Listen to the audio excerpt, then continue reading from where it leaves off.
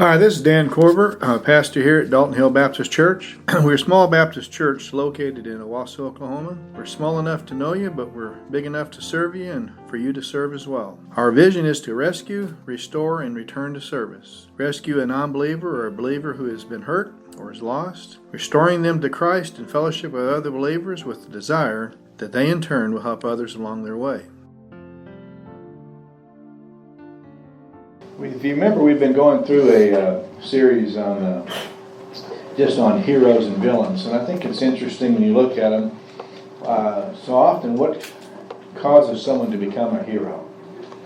You know, and I think it's important when we look at that aspect. Today, we'll be looking at three basically main characters, and they're ordinary people, but we consider them heroes today because of some choices they made, because of their character, and then with the course in which they took.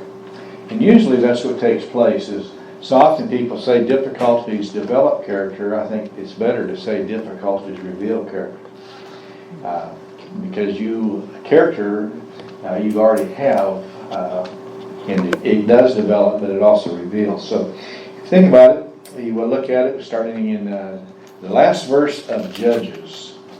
The very last verse, Judges 21:25, gives you a little bit. Remember, we saw last week when we looked at Judges also that basically spiritually they were obviously going after other gods, and politically they were being taken over by different nations. Sometimes it's the Philistines, sometimes it's the Amorites, it could be the Moabites, it could be different ones. And so you had different ones that were taken over. And so look in Judges 21, notice in verse 25. 21:25 of Judges. In those days there is no king in Israel. Everyone did what was right in his own eyes. That sounded all like what's going on in our country today, what's going on. Okay, so in the middle of all this, you think about it, we have our characters then that come up. So here, they're living during the time of the Judges, and they have this, everybody's doing what's right, or what's in their own eyes, not what Scripture says is right. So turn over just one page, and what do we have? Ruth. I chose it today because I thought Ruthie was going to be here. They're almost here. Not a problem. Not a problem. But if you look at it, just in verse 1, you get a little bit of you saw the spiritual background. You also see the personal background. We know the story well. They had a famine in the land, and it was during the time of the Judges in verse 1. And so you notice then you have Elimelech takes his wife and his two sons. Now it's interesting when you look at the names of his two sons.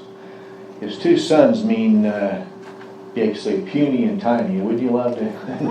So obviously their health must not have been too good.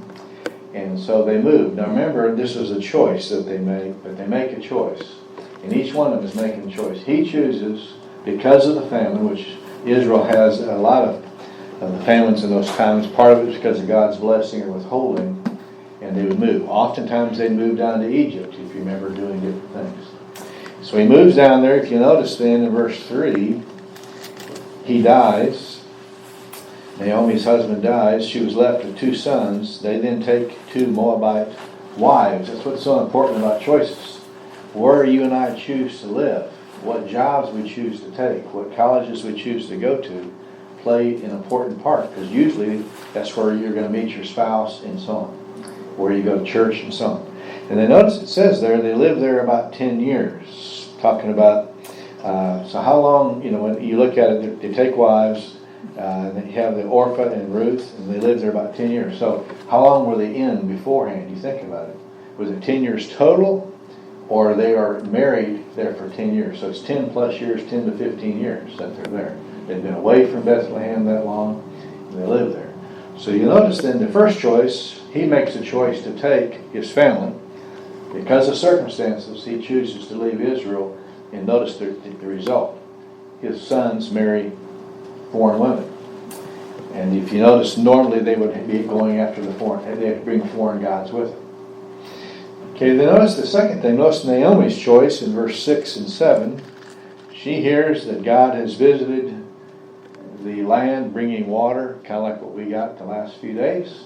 And the vegetation starts to grow, so she decides to go back to Judah. She makes a choice. You'll notice then, Orpah makes a choice. They both daughter-in-laws, but you have to give them credit. Both of them want to go with Naomi initially. What would most of us do? You're going to a land you've never been, to people you don't know, and so on. And then notice, I think, obviously Naomi says, hey, I can't promise you anything. You come back, there's no, you need to think of your future. Your future is to stay here and marry and have children.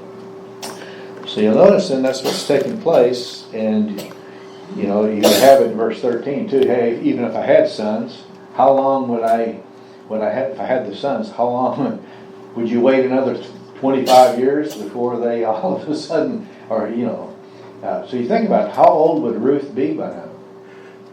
So that could be 35 or whatever. So they're up there in age, so a little bit. Like I said, we are looking at the book of Ruth. Obviously, the people we're looking at is primarily Ruth, Naomi, and then also Boaz. And you think about it, the times, they're just living in a very, very, everyone doing what's right in their own eyes. But they're living and doing what's right. And so you and I can do the same, in fact. So we're looking at it. If you remember, they had some choices. Elimelech obviously chose to take his family there and died, and they married. You also had Oprah, who decided to go back to her, to stay in Moab, and obviously we don't know anything more about her, more than likely remarried and went after their gods. Then it takes us to, obviously, Ruth in verse 14 in chapter 1. We had the background, but notice her choice. It's often interesting how it's being used. In verse 14 of chapter 1, it says, They lifted up their voices and wept. Orpah kissed her mother-in-law, but Ruth clung to her. Interesting words like you have in Genesis. When you leave your father and mother and cling unto what you have here. And she said, Behold, your sister-in-law has gone back to her people and her gods. Return after your sister-in-law. But Ruth said, Do not urge me to leave you or turn back from following you. For where you go, I'll go. Where you lodge, I will lodge. Your people shall be my people, and your God my God. Where you die, I will die, and there I'll be buried. Thus may the Lord do to me, change pages, and worse, if anything but death parts us, you and me. Quite a statement's being said right there. And obviously you're making a commitment to God. Anytime you make a covenant like that, that is serious. You know what I mean? So you have to, obviously, whenever I've done a wedding, this is one of the options that the people have, the bride has. Sometimes they do it, sometimes they do others. But quite a commitment she's making. She knows nothing about kinsman redeemer. She knows nothing about any of that. When she makes the commitment, she's going to be with Naomi and to be a widow and live out her life. That's the hope that she has. So you think about it, the choices that she makes. But she also had the choice Naomi had. She chose to go back. Orpah had a choice to stay at home. Elimelech had a choice to move his family. And now you also have a choice on attitude. Look at the attitude you have, notice. In verse 19, it's interesting when you look at it. The attitude you have. So they both went and they came to Bethlehem. Came about when they came to Bethlehem that all the city was stirred because of them. Now remember, it's harvest time, starting of it, so the men would not be there. And notice the women said, Is this Naomi? Why would they ask the question? He was tired then. Okay, obviously, it's kind of like, we look at presidents after you look at a lot of presidents, how much they age in a very short period of time. I think probably the one that aged more than anybody else in his term was Jimmy Carter. Just tremendous, which I'm sure that would be true for anyone. So she's coming back, it's kind of like, is this Naomi? Wow, what you think about it, you lose your husband, you lose both sons, you come back, in her mind, she's lost everything. Notice what she says. Now remember what she's looking at. She said to them, Do not call me Naomi. And again, Naomi means pleasant. Don't call me pleasant, call me Mara. For the Almighty has dealt very bitterly with me. So they don't call me pleasant, call me bitter. Things are bad.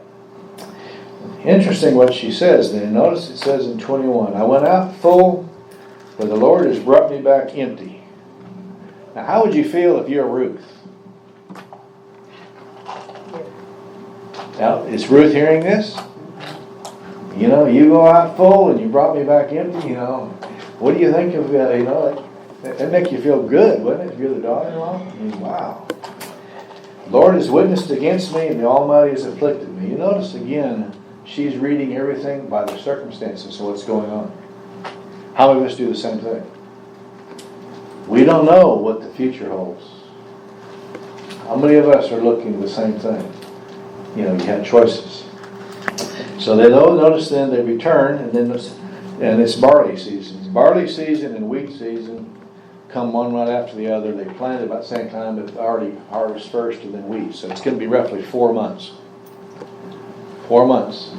So you think about it, there's the choices. What do you think about this? Is my attitude determined by my circumstances? How many of us are going to be honest and say most of my attitude is determined by my circumstances? If things go well or whatever, then hey, you know, I'm happy. If one little thing goes wrong, it goes south real quick. How many times is you have 20 things going right, one thing goes wrong? What do you focus on? The one thing that goes wrong. The same thing with Mordecai. You know, he didn't bow down, but everybody else did. What did Haman do? I call it the Haman attitude. I mean, I really do. He's all upset about one guy not bowing down and not the thousands that did. So notice then, how does my commitment measure up to Ruth's? She had nothing about the future. She is committed to going back with her mother-in-law. And how old would Naomi be by now? You think about it. How is she going to take care of herself? Ruth, when she's going back, is accepting responsibility that she is going to do her best to take care of. And how many of us do I believe God's working behind the scenes? Did Naomi think God was working? All she saw was what? Sadness. Circumstances. All right, let's look at the character in chapter 2. In verse 1 to verse 3, notice what Ruth does. It gives you a little bit of the background about the relative of Boaz. But notice what she says in verse 2. Ruth the Moabitess said to Naomi, please let me go to the field and glean among the ears of grain after one in whose sight I may find favor. All right, if we're going to eat, what's going to happen? All right, it's harvest time, so that was their social security system in Israel. If you wanted to eat, then you could go into the field and go behind them, and whatever's left on the ground you get to pick up, but you have to go out there and get it. If you don't, then you don't get anything. So notice then she's willing to work. And notice in verse 3, she parted and went and gleaned in the field after the reapers. And it says it just so happened. Obviously it wasn't just so happened that she's in Boaz's field. But notice she's there, verse 7. She's there and she comes in the morning and she's sitting in would be like a temporary shelter to get out of the shade. And then you'll notice she also goes back into the field in verse 7. Let me glean and gather reapers among the sheaves. Thus she came and has remained until morning, until now. And then when you go a little bit further on, you'll notice in verse 14, she works all day long. And in verse 17, she gleaned until evening. Now how hot is it in Israel? You're gleaning and you're out there picking it up, bending down every little piece you're picking up. And you start early morning, you take a break, get something to drink, and you stay there till evening. And then you have to glean it before you can even eat it. So she's willing to work. Second thing you'll find, what about in verse 18? She took it up, went into the city, and her mother-in-law, what she had gleaned. She also took it up and gave Naomi what she had left after she was satisfied. She gleans it, which, by the way, the amount that she got there would be enough for 5 days. So you go out there and you glean, and you work all that, and you do it, and then you give what's Naomi, hers. What did Naomi do for her? Out of respect. She's willing to share. You know, I agreed to come back. I agreed to be with you, to take care of you, and I'm accepting that responsibility. And here, take what you love. It's also interesting, she's willing to listen. Maybe that's the hardest one. Notice in verse 4, now Boaz came from Bethlehem and said to the reapers, may the Lord be with you. And they said to him, may the Lord be with you. Bless you. And then you get down to verse 8. He sees that's there. Notice in verse 5, 6, and 7. He asks, who is this woman? In verse 6, the servant in charge of the reapers said, she is the young Moabitess woman who returned with Naomi from the land of Moab. And she said, please let me glean and gather after the reapers among the sheaves. And thus she came and remained from morning until now, sitting in the house for a little while. Boaz says to her then, listen carefully, my daughter, do not glean in another field. Furthermore, do not go from this field, but stay here with my maids. Let your eyes be on the field which they reap, and go after them. Indeed, I have commanded the servants not to touch you. When you're thirsty, go to the water jar and drink from the water of the servants. Is she a foreigner? Yes. Has Moab ever caused Israel any problems? Yes. Yes. Notice then how kind he is. He's willing, to provide for her. He's also willing to protect. If you go down to verse 14, he's also willing to even give her food. She's out there working. He even feeds her in 14. And notice what he also does in 15 and 16. When she arose to go back to glean, Boaz commanded his servants, let her glean even among the sheaves. Which means what? She didn't have to go pick it up. She can go right in from where it's at, what they're picking. So what kind of harvest are you going to have? That's why she has such a large harvest when she gets home. Instead of just having enough for today, she has enough for 5 days. And notice it also says, do not insult her. Goes even further in 16, also you shall personally pull off for her some grain from the bundles and leave it. So in other words, she can go into the nuts and get it, now they're off the ground, but intentionally pull some off and lay it on the ground in the path that she's coming. So as they're coming around, he's doing his part. Notice there's no thought of marriage or anything like that. He has great respect of what she's doing for his relative, for Naomi. So thinking about it, you notice also what he does in verse 10 and 11. I think it's interesting when he does 11 and 12. She finds favor in his eyes, but then notice in 11, Boaz answered and says to her, talking about Ruth, all that you have done for your mother-in-law after the death of her husband has been fully reported to me. How you left your father and your mother in the land of your birth and came to the people that you did not previously know. Notice then verse 12. May the Lord reward your work and your wages be full from the Lord, the God of Israel, under whose wings you have come to seek refuge. What kind of land are they in right now? Everybody does what's right in his own eyes. But what does Boaz see? He's a godly man who says you're seeking protection from God, and God granted to you. And he does his part to help provide for her. Leaving me, don't insult her, nobody can touch her. You protect her just like you would my maids. Because obviously if you're out there and you're a woman out there, you're prey. So you think about it. Well, when you stop and think about it, when you look at this, if I was Ruth, would I be willing to share my hard work earnings with my mother-in-law? Would I be willing to listen and follow some strange stuff? If I was Boaz, would I see the godly character of Ruth and be willing to help?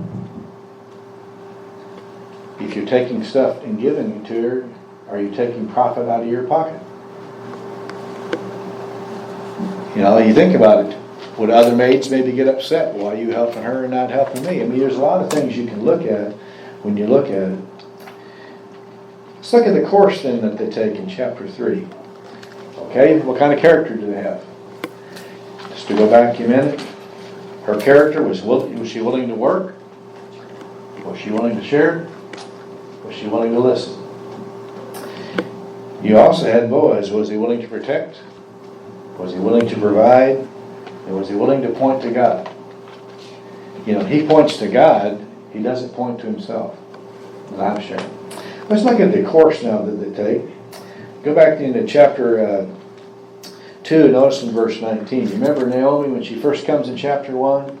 Oh, God is bitter. I'm bitter. He's really turned on me. And notice in verse 18 and 19, in verse 18, when she gets back to the city, Naomi sees how much she gets. So notice what she says in 19. Her mother-in-law then said to her, "Where did you glean today, and where did you work? May he who took notice of you be blessed." How did she know that? Because of the vine that you brought home, there's no way you could have got there. Somebody whose ever fields you were at was kind. Now she doesn't know whose field he went to. God directed her, obviously. And notice she says, so she told her mother-in-law with whom she had worked in the field. The name of the man with whom I worked today was Boaz. Notice 20. Naomi's mind is starting to work. Naomi said to her, "May it be blessed of the Lord, who has not withdrawn his kindness to the living and to the dead." Notice what she says. Again, Naomi said, "This man is our relative. He's one of our closest relatives." Well, what did that mean anything to Ruth? Nothing. But immediately she's starting to realize Old Testament law. Hey, maybe God's using this and there's a kinsman redeemer possibility. Ruth knows nothing about kinsman redeemer. She just went to work. Notice then in 21, Ruth the Moabite said, "Furthermore, he said, you shall stay close to your servant until they have finished harvest." And Naomi said to Ruth, her daughter-in-law, "It is good, my daughter, that you go with the maids, lest others fall upon you in another field." So she stayed close to the maids of Boaz in order to glean until the end of the barley season, harvest season and the wheat season. So she goes out 4 months. Notice then, in Naomi's mind, it's working, but she doesn't say anything about kinsman redeemer for how long? 4 months she's out there doing all this. Now the end of the season comes 4 months later. And what they would do when they harvest, you have obviously, if you're going to steal, when would you want to steal? Night. Steal at night, but you'd steal after they did all the work. So you have the harvest and you have this big pile of grain, and you're going to get it to whatever. That's why they stayed in the fields. The men stayed in the fields. That's why Boaz is in the field, to protect it from somebody coming and stealing it. So notice then, to have the character is shown, their choices they've made has been shown. Notice then the course. Naomi obviously recognizes God's sovereignty. But when we think about it, in verse 3, chapter 3, in verse 1 to verse 4, Naomi then says this question to Ruth: "My daughter, shall I seek security for you that may be well with you?" What is she saying? Should I seek a husband for you? Ladies, how many of you want somebody your dad's age to find a husband for you?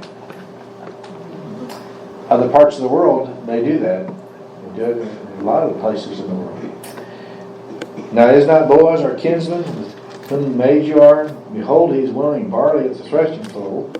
3, wash yourself therefore, anoint yourself, put on your best clothes, go down to the threshing floor, but do not make yourself known to the man until he's finished eating and drinking. And when he lies down, notice where place he lies down, you shall go and uncover his feet, and then he'll tell you what to do. Alright, you're Ruth. All right now, I'm going to go when he's there, keep myself covered where nobody knows who I am, and he's going to go to sleep, and then I'm going to take off his outer garment, so he's going to wake up when he's going to be cold, and he's going to look down at me, and I'm going to say, you know what did it say? He'll tell you what to do. You ever hear yourself throwing at somebody's feet? You think about it. If you're Ruth, you know nothing about this. If you're Naomi, do you know what happens if Boaz says no? You think about it. This is why they are ordinary people, but why we consider them so great. How many of us would even have suggested it? How many of us would be willing to follow it? Notice what she says. What Ruth says. All that you say, I'll do. Wow. The guy is her parents' age. See, think about it. Here you have it. Notice what Ruth does in total obedience, and then notice in verse 4 also, it's one step at a time. Just go that and tell him that you want him to marry you, and then he'll tell you what to do. Isn't that what God usually does? Isn't that what he did with Abraham? Go to the land I'll show you. He doesn't even know. One step at a time. Most of us want what? A complete map, and then we tell him which place we'll go. No, I won't go there, I'll go here, whatever. Notice it's a vulnerable request too. Notice he, obviously, in verse 8, in the middle of the night, he wakes up, he looks down, he's startled because there's a woman there. Obviously, you and I would be too. And notice he says, who are you? It's dark. She said, I am Ruth, your maid. So spread your covering over your maid, for you are a close relative. She doesn't understand all this. She's just doing what Naomi told her to do. He knows exactly what she's asking for. You're asking me to do what same thing that Tamar did back with Judah and so on, to raise up children so that we will still have the land. Otherwise, they will not have an inheritance, will not have a way to take care of it. Think about it. Notice then what Boaz does. I think it's Ruth then, she's totally obedient. She does one step at a time. She makes a vulnerable request. She really lays herself out there. Notice Boaz in verse 10 then, down to verse 18. He says, may you be blessed, more so in verse 10 than the first. You were really blessed for coming back with your mother-in-law to take care of her. But now, you have chosen me, who's as old as your parents, to take care of you. You could have chosen a young man. Who is she thinking of when she does this? She's thinking of Naomi. So notice what he does. What he says, daughter, I'll do what you ask. Notice interesting what he says here. I'll ask the people in the city, do they know you are a woman of excellence? How do they know that? What has she been doing the last 4 months? Every day, getting up, going to work, gleaning, being totally obedient to Naomi. So, notice what he says too. I think it's interesting. So Boaz wants to, he has rules he has to follow. And the rule says you have to go, he's not the nearest relative. So I'm willing, but I'm not the nearest relative. How would you like to be if you were Ruth? If the nearest relative wants to marry you and you don't even know who he is, what happens? Now that you've said I'm willing, if the nearest one wants to, you marry somebody, and what kind of person is he going to be? You have no way of knowing. At least you know what kind of character Boaz has because you've seen him for the last 4 months. Notice the commitment. Your recognition of the commitment is he sends her back. By the way, he wants to cover her protection. He tells everyone, don't let anyone know she was here, and she leaves before daylight. Why would he do that? He wants to protect her reputation. You notice in verse 15 to 18, it also says he gives her 6 measures of barley. That's anywhere, depending upon how you wanted, the measurements you have, anywhere from 60 to 80 pounds of grain, or 90 pounds of grain, that she carried up home. What is that telling Naomi? He's committed to this. You go away, and all of a sudden you come back with that much grain. How much food would that be for them? And notice what she also says. He gives it to her. And notice it says in 18, Naomi speaking on behalf of Boaz, he will have this settled today. As a man of character, he gave this to you. He'll have an answer. The nearest relative will do it, or he's going to do it, and you'll know before the end of the day. Do you think there's any prayer going on by Naomi that night? Seriously. Do you think there was any prayer by Ruth? He doesn't say anything about Ruth waking up, does it? Can you imagine her laying there all night? When are you going to wake up, buddy? Think about it. Now, obviously, you look at what you have. Would I be totally willing and obedient? And Boaz, would I be willing to pay? So in chapter 4 then, he turns aside the next day. You have the 10 elders come, and you see that it was actually written a little bit later than the story because of the giving of the sandal. Now the nearest relative says what? I'm willing. I want the land. I'll pay Naomi for the land. You find that in verse 3. But when he's told, okay, you get Ruth with it, and what happens, you take Ruth, if there is offspring, then let's say you have $200,000 and you invest $100,000 in Naomi's property and you buy it, and Ruth has a son, that $100,000 now goes to who? And now goes to Ruth's family and her heirs. And he says, I am not willing to do that. I'm keeping it for my family, my heirs. Boaz says he's willing. It shows his character. He's willing to do that. So obviously he doesn't. So you notice then Boaz immediately does it in front of all the people. And so notice then he does everything that's basically proper. He has all the papers signed in front of everyone, so everybody knows what he's doing. And then the prize, obviously, he gets Ruth. It's interesting then what you have. Notice what it says about Ruth. She willingly does it. Notice in verse 13. Boaz took Ruth, she became his wife, and he went unto her, and the Lord enabled her to conceive. So when she was married for 10 years, she could not have children. But God then says, okay, based on what all you've done and so on, he allows it to take place and has a son. And you'll notice it's interesting too, what happens, she's a wife and a mother. And notice with Naomi, you notice in verse 15, what happens then, he also is talking about with Naomi, your daughter-in-law loves you and is better than 7 sons. You remember she came back and she said, what, I'm bitter, I have nothing. And what did she have? The people of the town recognize Ruth is better than 7 sons. What she's done for you is better than 7 sons. So you think about it, are we bitter? Are we blessed? How many of us would get really upset with what God's done or taken away or whatever, and we don't realize that we have eternity in so many things?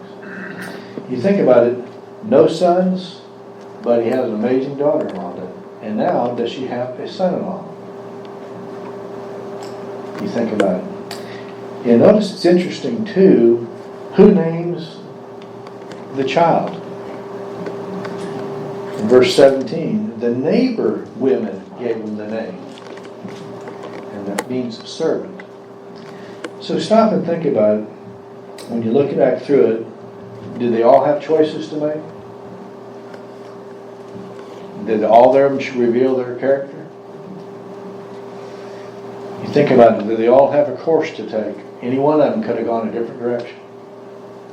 And because of their choices, because of their character, because of the course that they took, their conclusion came the way you all and I would dream of it coming out. Stop and think about it. What about, in conclusion, you think about it, Matthew 6, store up treasures for yourself where? In heaven. In Luke 12:21, remember the rich man? It says you're rich, but you're not rich in heaven. Do you think Boaz is rich in heaven? Think about it. What about Philippians 2? Don't think of your own self, but think of others as Christ has thought of you. Was Ruth thinking of somebody else? She was thinking of Naomi. What about Matthew 5? Let your light so shine before men that they may what? See your good works and do what? Glorify God in heaven. Isn't that what Ruth does? Isn't that what Boaz does?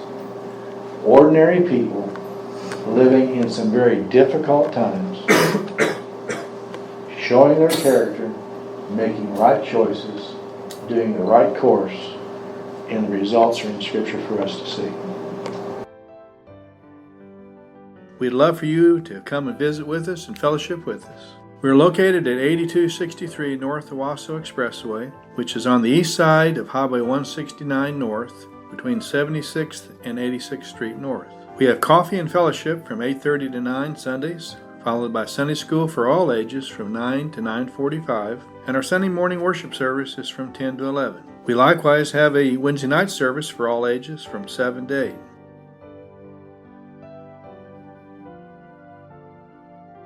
Now may the Lord of peace himself give you peace at all times, and in every way the Lord be with you all the time.